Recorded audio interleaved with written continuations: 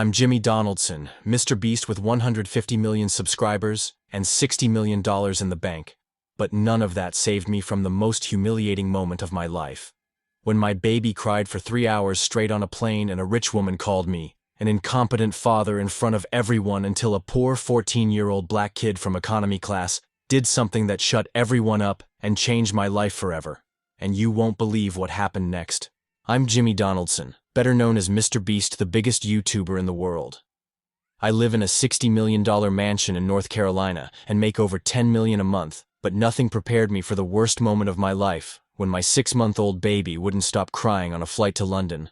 And every first-class passenger looked at me like I was the worst father in the world, until a 14-year-old black kid from economy class did something that changed everything. "Lucas, please stop crying for God's sake," I muttered for the 100th time, rocking my son in trembling arms while sweat dripped down my forehead. The baby had been inconsolable for 3 straight hours since we took off from Charlotte heading to London to film a special video donating $5 million to build schools in the UK. But now I was completely lost, not knowing what to do with my own son crying desperately. "Daddy can't take it anymore, Lucas," I whispered, feeling everyone's judgmental stares around me in British Airways first class. I, who always solve any problem with money, who already built houses for poor people, who already donated millions, who already made the craziest YouTube videos, was now completely powerless before my own 6-month-old son's crying. Mr. Donaldson, the flight attendant, approached for the 5th time with a forced smile that didn't hide her discomfort. "Perhaps baby has colic. I can bring chamomile tea. We already tried everything, thanks," I replied dryly, noticing how the other first-class passengers looked at me with disgust and irritation. A woman about 50 years old, all dolled up with expensive jewelry, shaking her head in obvious disapproval. A man in an Armani suit had put on Bose headphones and turned the volume to maximum. Even the chief flight attendant, a man about 60, had passed by 3 times, giving me that look of, "You shouldn't have brought a baby to first class." Lucas was screaming like he was being tortured. It wasn't a normal baby cry. It was a desperate, continuous, shrill scream that pierced the ears of anyone within 20 rows. His little face was red, wet with tears, his little fists clenched, his little body tense from so much effort, and I felt like the worst father in the world, because I couldn't help my own son. "My God, what a badly behaved child," the jewelry woman murmured loud enough for me to hear clearly in my day. Parents knew how to control their children, especially in first class. I felt rage explode in my chest. "Excuse me, ma'am, but babies cry. It's natural. Controlling is natural." She shot back with arrogance. "You're a YouTuber, right? One of those who get rich filming nonsense and think money solves everything, but it doesn't solve your son's lack of manners." I was paralyzed by this woman's rudeness, but Lucas screamed even louder, as if he felt my tension, and I had to take a deep breath not to explode, because fighting with passengers wasn't going to solve anything, only make the situation worse. "Ma'am, please," the flight attendant intervened. "Let's keep calm. Mr. Donaldson is doing his best. Doing his best." That witch continued. "Then he should have left the baby at home with a nanny, instead of bringing him to bother those who paid dearly for the ticket." I also paid dearly for the ticket, I responded, trying to keep my voice controlled, "and my son has as much right to be here as you do not. When he disturbs everyone for 3 straight hours, this is unacceptable." Other passengers began agreeing with her, murmuring, "Yes, it's true, 3 hours enduring. This isn't possible. Someone should do something. The flight attendant should remove them to economy class." I felt humiliated in a way I had never felt before. In my entire successful life, nobody had ever treated me like this, with so much contempt, so much disrespect. I, who had always been admired, respected, envied, was now just a desperate and incompetent father in the eyes of these rich and arrogant people. Lucas kept crying now with a hoarse voice from so much effort. The baby was clearly exhausted, but something prevented him from calming down. I had already tried everything. Bottle refused, diaper, clean-checked, pacifier thrown on the floor 3 times, temperature normal, lullaby useless, back massage. No.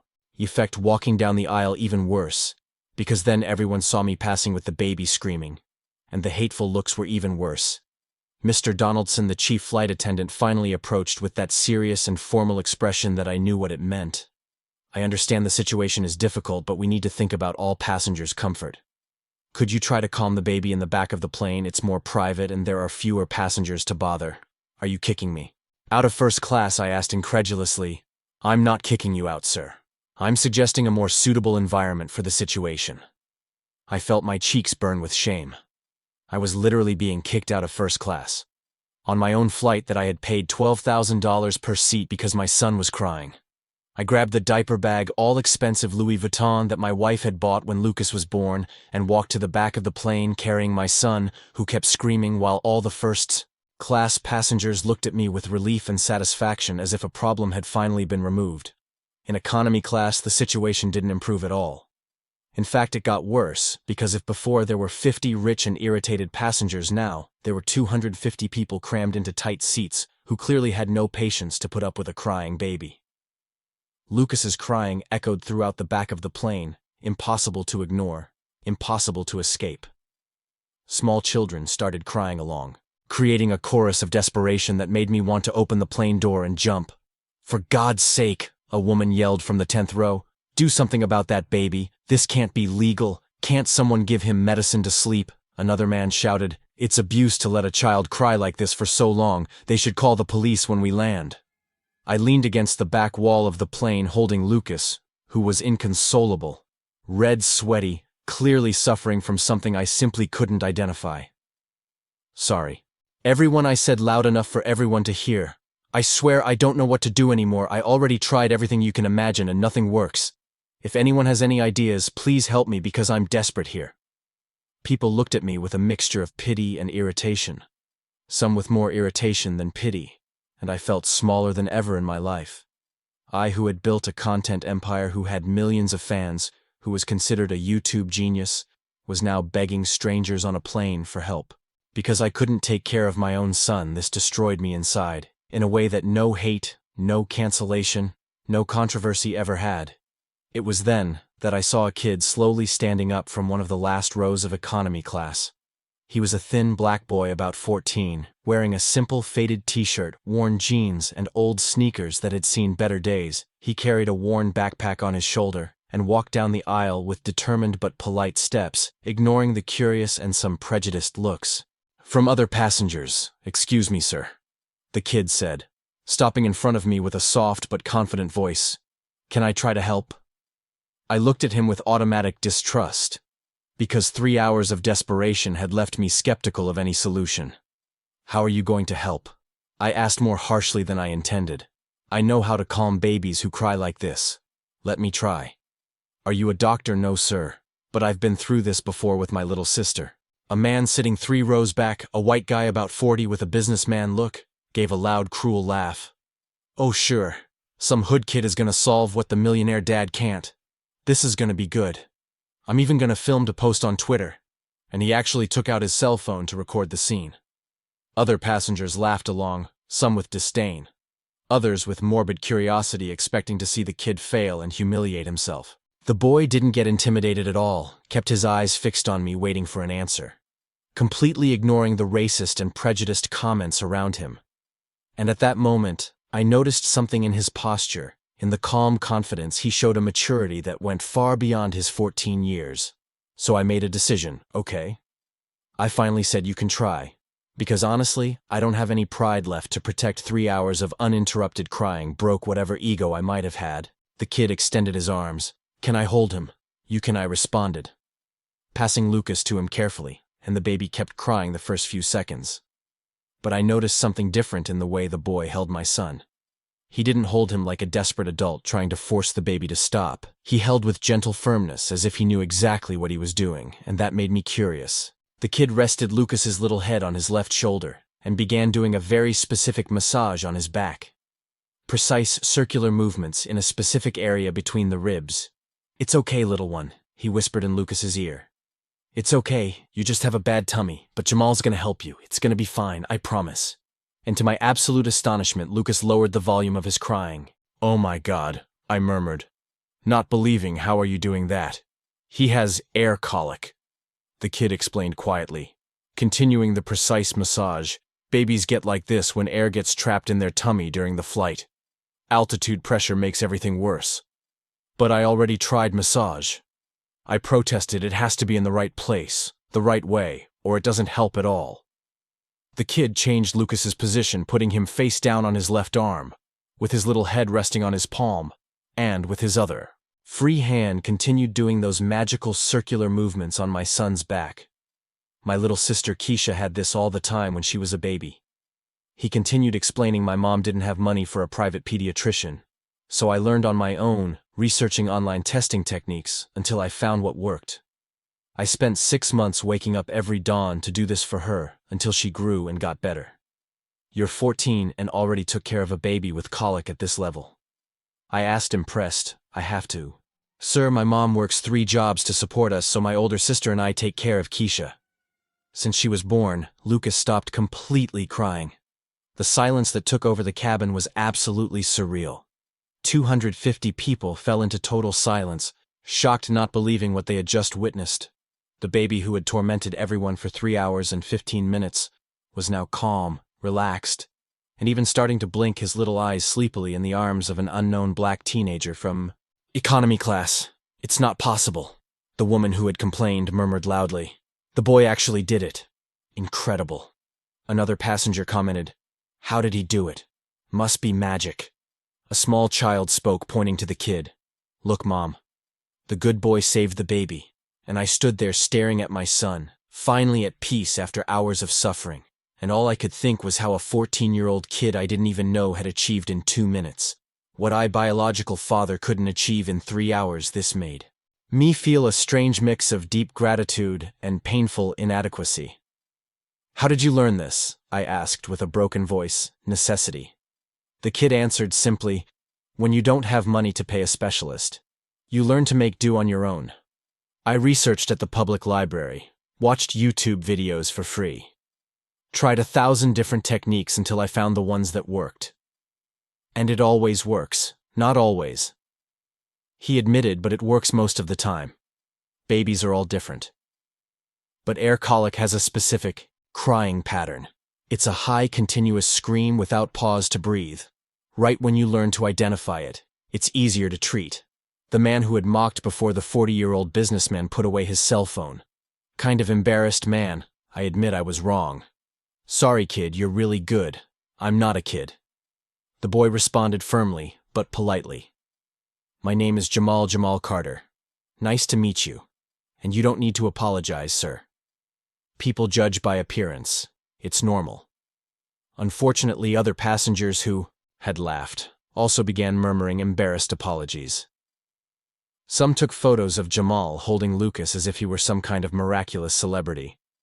Jamal, you said your sister's name is Keisha? I asked. Yeah, she's 3 now. She's the cutest thing in the world. Show me a photo, he asked hesitantly.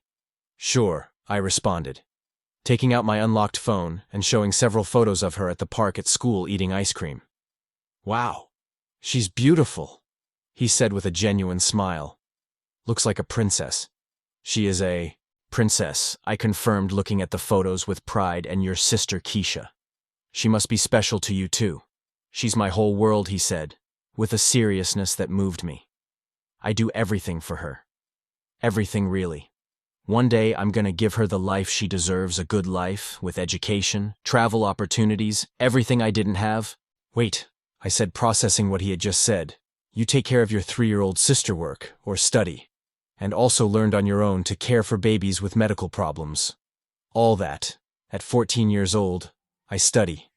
Yes, sir, Jamal responded. But it's complicated. Complicated how I study in the morning at a public school far from home.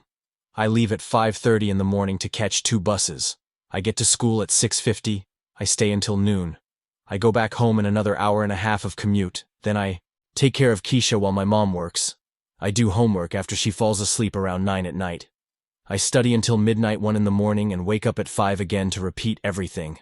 I was in absolute shock. This 14-year-old boy had a routine that would make most adults quit, and he still managed to learn complex things like treating baby colic, study well enough to be taking an international trip, and maintain that mature and confident posture.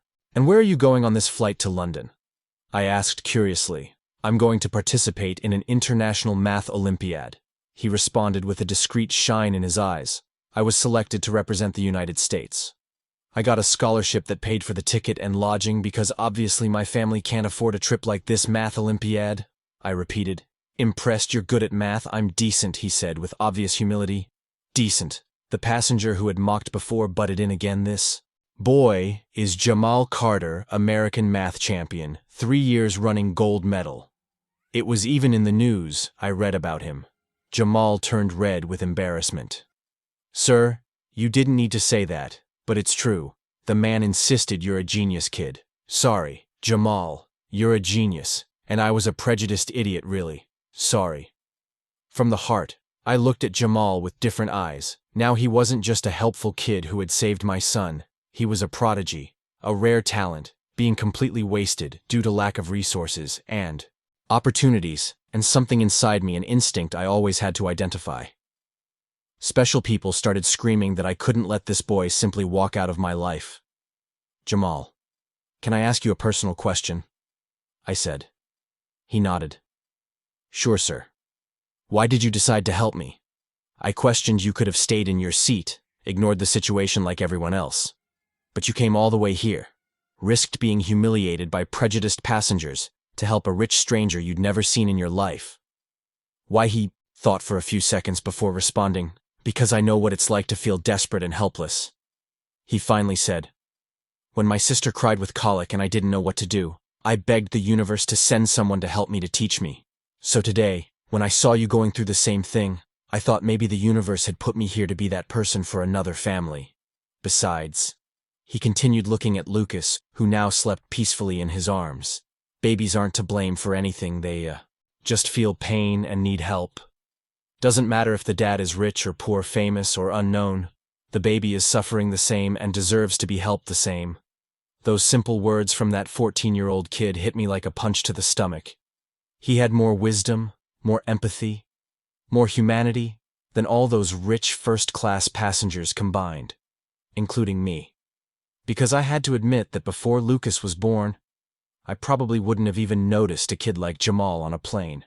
I would have been too busy editing videos, planning content, answering million-dollar emails to pay attention to a poor teenager from economy class. But fatherhood had changed me, had made me see the world differently, and now looking at this incredible boy holding my son so carefully, I knew the universe had given me an opportunity to do something that really mattered. Over the next few minutes, while Jamal continued holding Lucas with that infinite care, I started asking questions about his life. I discovered he lived in a poor neighborhood in South Philadelphia, that he woke up at 5 in the morning every day to study at a school 2 hours away, because it was the best public school he could get into. I discovered he had never met his biological father, who had abandoned him when he found out the mother was pregnant. I discovered his mother worked as a housekeeper during the day, street vendor in the afternoon, and did extra cleaning jobs at night to support 3 kids alone. I discovered Jamal had cared for his baby sister since she was born, changing diapers, making food, giving baths, putting her to sleep, all while maintaining excellent grades and winning math Olympiads. Jamal, can I make you a proposal? I finally said after about 20 minutes of conversation. What proposal, sir? You're going to London to compete in the Olympiad, right? Yeah, when does it end? In a week. The event lasts 5 days. Tests, competitions, lectures. Then I go back to the States. Perfect. So here's what I propose. I spoke quickly before losing my nerve. After the Olympiad ends, before you go back home, stay a few more days in London with me. I'm going to film a huge video there, donating $5 million to build schools, and I want you to be in the video with me. He looked at me confused. Be in it? How? I don't understand. As a consultant, I explained. You're going to help me decide how to spend that money in the best way possible to impact underprivileged kids. You're going to give me the perspective of someone who actually lived that reality. Not a rich YouTuber who only sees poverty from the outside, but never felt it firsthand. Plus, I'm going to pay you $10,000 for the consulting, which is like 50 grand. You can use to help your family buy things for your sister, whatever you want. Jamal went pale. $10,000, he repeated in shock. Sir, I can't accept this. It's too much money. Why is it too much? I asked, confused. For me, $10,000 is what I spend in 2 days of video production. It's literally nothing in my budget. But for you, it can make a real difference in your life, so please accept it. But I didn't do anything to deserve this, he protested. Jamal, you just saved my sanity, I said seriously. You calmed my son when nobody else could. You taught me more about being a father in 20 minutes than I learned in 6 months. This isn't worth $10,000. This is worth way more. But I can't pay you what you really deserve, so accept at least this, and help me make a video that's gonna change lives." He looked down at Lucas still sleeping peacefully in his arms, then looked at me with tears in his eyes. "I never had a father," he said quietly. "But if I had, I'd want him to be someone like you. Someone who admits when he doesn't know something and asks for help instead of pretending he knows everything." Those words destroyed me emotionally. Right there in the back of that plane, I started crying for the first time since Lucas was born, because I realized I was being a horrible father, obsessed with work, with view counts, with channel growth, and forgetting what really mattered, which was being truly present in my son's life. Not just physically, but emotionally too. "Can I tell you something, Jamal?" I said, wiping tears, embarrassed. "You can, sir?" "I also grew up without a father. He abandoned me when I was 8, said he didn't want to be a father anymore, that the responsibility was too heavy, and he left. I never saw him again. And you know what the worst part was? It wasn't that he left. It was that he stayed 8 years pretending to be a good father, when he actually didn't really care about me. So when Lucas was born, I swore to myself I'd be different. I'd be present. But then I got so obsessed with being a good father that I forgot to simply be a father, to be present without pressure, without performance, just be." "You are being a good father," Jamal said with total conviction. "You're here, right? You're holding your son. You're desperate to help him. You're asking for help instead of pretending you know everything that is being a good father. It's not about doing everything perfect. It's about truly caring and trying even when it's hard. My biological father didn't even try. He just left. You're trying. That already makes you better than many." In the following days in London, it was exactly as I had planned. Jamal stayed with me after the Olympiad, where he won a gold medal, of course, and we filmed together the most impactful video I'd ever made in my life. We filmed him visiting poor schools, talking with underprivileged kids, helping to plan how to spend the $5 million in the most efficient way possible to build not just schools, but entire educational programs with trained teachers, quality teaching materials, computers, internet, access, everything. And you know what the most incredible part of the video was? It wasn't me donating $5 million, it was showing Jamal's story. It was introducing the world to a poor black kid from an American hood, who was smarter, more mature, more capable than 99% of the rich adults. I knew it was breaking stereotypes. It was showing that talent exists everywhere. And the only difference between a poor child and a rich child is opportunity, not ability, not intelligence, not value. As a human being, just opportunity. The video completely exploded, went viral. Globally, did 50 million views in 1 week, was news in every newspaper in the world. People became obsessed with Jamal, with his story, with his intelligence, with his humility. They started creating crowdfunding campaigns to help him. Companies offered scholarships. Universities competed for him, to the point that MIT, which was his dream, contacted him offering a full scholarship to study there when he reached the right age. But what nobody expected, what not even I expected, was the impact it would have on the conversation about racism and prejudice in America and worldwide, because the video's comment section turned into a battlefield. Half the people celebrating Jamal, saying he was inspiration, that proved talent has no color, no social class. The other half being absolutely horrible, saying it was all staged, that I had paid an actor, that hood kids aren't that smart, that it was woke leftist propaganda and all sorts of disgusting racist comments you can imagine. 3 months after the viral video, I went back to Philadelphia, went to Jamal's house in his neighborhood, caused a commotion because a white millionaire YouTuber walking through the hood called a lot of attention. But I didn't care. I climbed that hill carrying Lucas in my arms because he now came with me on all important adventures, and knocked on Jamal's door. His mom, Miss Carter, opened the door, a small, tired woman about 35 who looked 50 from so much hard work. She looked at me with distrust until she recognized my face from the internet. "Mr. Donaldson," she said, surprised. "What are you doing here, Miss Carter?" "I came to make a proposal. Can I come in, please?" She opened the door nervously. "Sorry for the mess, we don't have much space." "It's perfect," I assured, looking around the small 2-room apartment where a family of 4 lived crammed.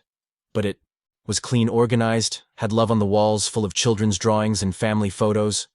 Jamal appeared from the tiny room he shared with his 2 sisters. "Jimmy, you're here," he said, using my first name now because we'd become really close over the past few weeks. "What happened? I need to talk to you and your mom. It's serious." We sat on the old sofa and I took a deep breath before starting Miss Carter. Jamal, I have a proposal for you, but first I need to explain something since I met Jamal on that plane. I've been thinking a lot about talent, about waste, about how we as a society let incredible kids be wasted just because they were born in the wrong place in the wrong family. Jamal is one of the most special human beings I've ever met in my life, and I have money. A lot of money, more than I'll ever be able to spend. So why not use that money to guarantee that talents like Jamal's aren't wasted? Miss Carter started crying before I even finished speaking. What are you proposing? She asked with a trembling voice. I want to fund all of Jamal's education from here on out, I said quickly. Private school, best in Philadelphia. Private tutoring for everything he needs, French, Spanish, whatever. Educational travel materials, SAT prep course for MIT, everything. Everything he needs to develop his full potential and more. I continued, I want to create a trust fund of $1 million for his future that he can only access when he turns 18 to guarantee he has financial security forever no matter what happens. Jamal, you accept the proposal? I asked directly. He looked at his mom. She nodded, crying. Then he looked at me and said, I accept. But with one condition. What condition? I asked, curiously. When I get rich someday, I'm going to do the same for another kid. I'm going to find a boy or girl, poor, smart, without opportunities, and I'm going to give that person what you're giving me. I'm going to continue this cycle forever deal. I extended my hand. He shook it and we sealed there a pact that would change not just his life, but hundreds of other kids' lives in the future. Today, 3 years later, as I write this, Jamal is 17, about to graduate high school as valedictorian of Philadelphia's most expensive private school. He was accepted to MIT with a full 4-year scholarship. He's starting there. Next year, he created 2 educational apps that have already impacted over 1 million kids. He won every math Olympiad he entered. He became an international speaker on education and inequality. He was on the cover of Time magazine as one of the world's most influential young people, and he's still the most humble, generous, and wise person I've ever met. And Lucas, my son, who's 3 now, calls Jamal Uncle Jamal, adores him, imitates him, wants to be a mathematician when he grows up. Because his hero isn't his YouTuber millionaire dad, it's Uncle Jamal who came from the hood and conquered the world with intelligence and hard work. The Jamal Carter Fund has already supported 150 kids in 3 years, 50 per year as I promised, and each one has an incredible story. There's Maria, 12 from rural Texas, who's a biology genius, developing natural vaccines. There's Marcus, 13, wheelchair user from Detroit, who's a programming prodigy, who created a revolutionary accessibility app. There's Fatima, 14, Muslim from Minnesota, who's a world chess champion. There's David, 11, autistic from LA, who composes complex symphonies in his head. Each one has infinite potential that would be wasted without opportunity. And now they all have a chance to change the world. So yes, I'm a single dad now. My wife and I separated amicably last year. Yes, it's really hard to balance a YouTuber career with full-time parenting. Yes, I still mess up a lot. Yes, Lucas still cries sometimes, and I still don't know what to do. But the difference is now, I'm not ashamed to ask for help. I'm not ashamed to admit when I don't know something. I'm not ashamed to be an imperfect human trying to do the best I can. And I owe all of that to Jamal Carter, a kid who could have stayed seated in economy class ignoring the annoying crying baby from first class, but chose to stand up, chose to help, chose to be kind when it would have been easier to be indifferent. And with that simple choice, he changed not just my life, not just his life, but the lives of hundreds of other kids who now have a chance to dream big because someone believed in them, just like I believed in him. This is my story of how I was humiliated on a plane for not being able to care for my own son, how I was saved by an extraordinary teenager, how I learned that privilege without purpose is waste, and how I decided to use everything I have to make a real difference in real people's lives. Not just give money and pose for photos, but really invest in potential and future, in change. So if you watched until here and you have resources, you have means, you have privilege, I challenge you, think about how you can do the same on your scale. It doesn't have to be millions. It can be mentorship. It can be time. It can be connections. It can be a job opportunity. It can be anything that helps someone with potential develop that potential fully. Because the world is full of Jamals waiting for just one chance, one opportunity, one little push to show what they're capable of. And if each one of us who has means helps at least one of those people, imagine the transformation we can cause. Imagine how many geniuses would be changing the world instead of being wasted in poverty. Think about that. The end.